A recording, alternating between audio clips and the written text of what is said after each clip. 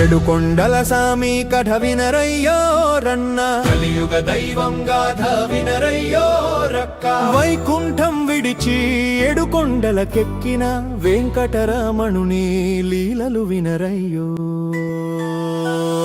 Govinda Hari Govinda Gokula Nandana Govinda Govinda Hari Govinda